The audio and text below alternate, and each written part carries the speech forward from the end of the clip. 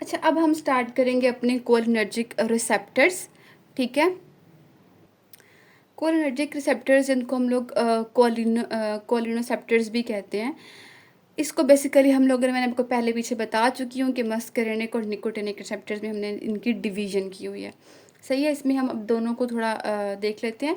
सबसे पहले ना हम मस्करेनिक की बात कर लेते हैं। मस्करेनिक रिसेप्टर्स अब ना ये बिलोंग करते हैं, हमारे पास जो रिसेप्टर्स होंगे ना, जी प्रोटीन कपल्ड रिसेप्टर्स, ठीक है, ये उस क्लास से बिलोंग करते हैं। और इनको फिर हम इसीलिए इनका एक अदर नाम भी है मेटाबोट्रॉपिक रिसेप्टर्स, इनको हम लोग ये भी कहते हैं। अब हमारे पास जो मस्करेनिक रिसेप्टर्स है ना, मस्करेनिक रिसेप्टर्स ऑफ कोर्स ये वीक अफिनिटी शो करेंगे निकोटिनिक रिसेप्टर्स के लिए, और जो निकोटिनिक रिसेप्टर्स होंगे वो वीक अफिनिटी शो करेंगे मस्करेनिक रिसेप्टर्स के लिए। अब जो मस्करेनिक रिसेप्टर्स है ना, इनकी ये मतलब लोकेट होते हैं हमारे बॉडी में, डिफरेंट ऑर्गन्स के अंदर ये लोकेट होते हैं। मस्करेनिक की हम इसको हम लोगों ने फर्दर जो है ना, जो ये हमारे पास रिसेप्टर्स हैं, ये इनको हमने, अच्छा, मस्करेनिक की जो है ना 5 सब क्लासेस हैं, M1, M2, M3, M4, M5। M4, M5 को नहीं डिस्क्राइब किया हुआ, नहीं बताया हुआ, हम M1, M2, M3 की बात करते हैं। ठीक है, अब ये जो चीज़ है ना, ये बहुत बहुत बहुत बहुत इंपॉर्टेंट है। M1 रिसेप्टर्स कहाँ पे लोकेट करते हैं, M2 किधर लोकेट करते हैं, M3 किधर लोकेट करते हैं। ठीक है, 4 और 5 ऐसा नहीं डिस्क्राइब किए उधर, डिस्कस किए हुए, सॉरी। अच्छा, अब M1 हमारे पास जो है ना, इनकी लोकेशन होगी हमारे पास, ये कहाँ पे मौजूद होंगे, gastric parietal cells of the stomach. चीज़ें याद रखने वाली हैं। M2 कहाँ पे होंगे हमारे पास, कार्डिक मसल्स और स्मूथ मसल्स भी हमारे पास M2 उधर लोकेट होंगे। M3 किधर किधर लोकेट होंगे, ब्लैडर में, एक्सोक्राइन ग्लैंड्स। अब ये बात आ गई ना एक्सोक्राइन ग्लैंड्स यानी कि इंटैरिक नर्वस सिस्टम की, जहाँ पे मैं अभी आपको एक्सो और एंडो पढ़ा के आई हूँ। ठीक है, तो ये एक्सोक्राइन ग्लैंड्स जो है वो M3 में, इधर M3 इधर लोकेट होंगे, एक्सोक्राइन ग्लैंड्स में, आइज़ में, स्मूथ मसल्स इधर भी, और ब्रॉन्क्यूल्स, बेसिकली हम ये चीज़ देखेंगे। तो हाँ, जो स्मूथ मसल्स M2 जो है ना, ये कार्डियक मसल्स में ज़्यादा होते हैं और स्मूथ मसल्स में ज़्यादा। M3 स्मूथ में इतना नहीं, बाकी सारे ब्रॉन्क्यूल्स में भी, आइज़ में भी, एक्सोक्राइन ब्लैडर, ये हमारे पास इधर लोकेट होते हैं।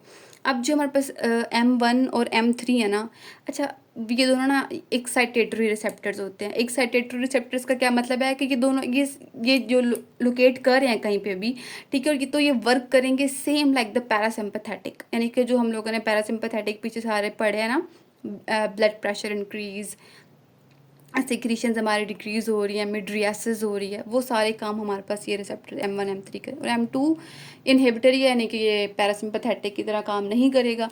आई होप मस्करेनिक रिसेप्टर्स जिनसे बिलोंग करते हैं, दोबारा से रिवीजन करवा देती हूँ। जी प्रोटीन कपल्ड रिसेप्टर क्लास में आते हैं, मेटाबोट्रॉपिक भी होते हैं। ठीक है, वीक अफिनिटी शो करते हैं निकोटिनिक रिसेप्टर्स के लिए। 5 सब क्लासेस हैं, बॉडी में डिफरेंट जगह लोकेट होते हैं। M1 जहाँ पे होता है, 2 होता है, 3 होता है, मैंने बता दिया है। M1 M3 एक्साइटेटरी है, बता दिया है, 2 इनहिबिटरी है, ये भी बता दिया।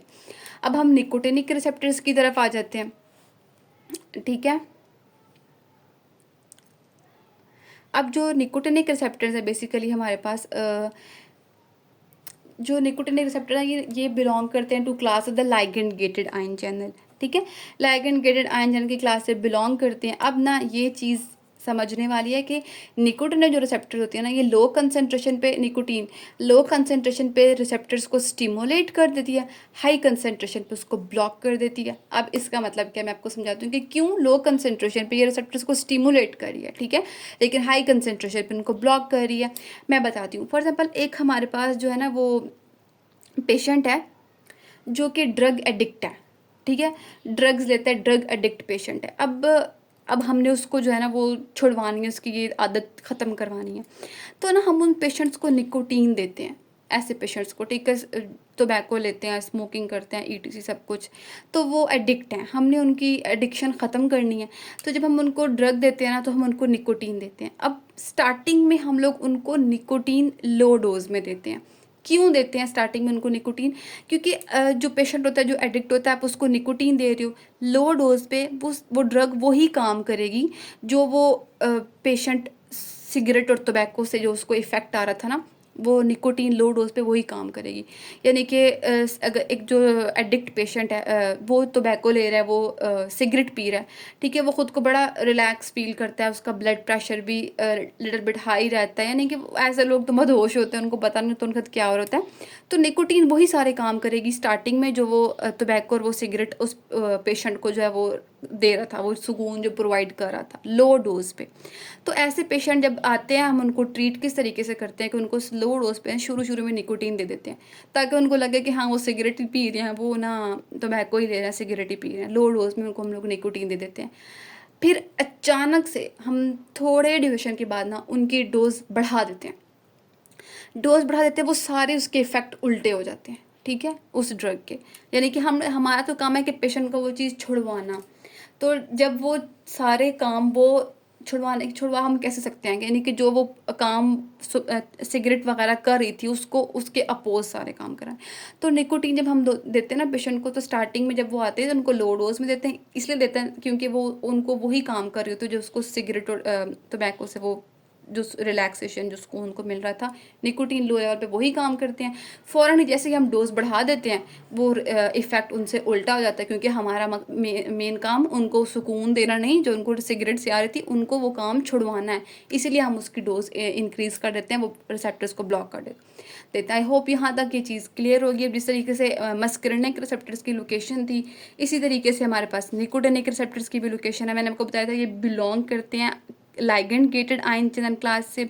मस्करनिक बिलोंग करते जी प्रोटीन कपल रिसेप्टर से, इसलिए हम उनको मेटाबोट्रॉपिक रिसेप्टर भी कहते हैं, और इसको हम लोग आयनोट्रॉपिक रिसेप्टर्स भी कहेंगे, ठीक है?